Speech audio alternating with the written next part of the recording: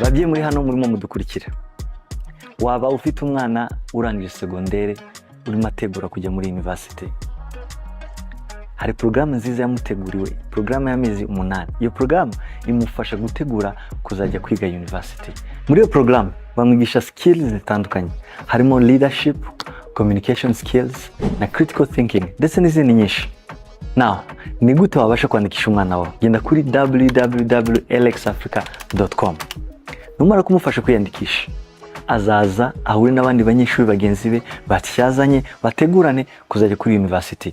Kandi Alax bagufasha kwiyandikisha mu university atandukanye yo mu mahanga.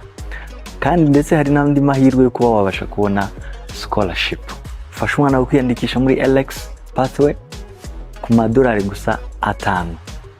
Hanyuma yige ubumenyi butandukanye buzamufasha mu buzima bwe bw'ahazaza. Alax pathway, dare to be more.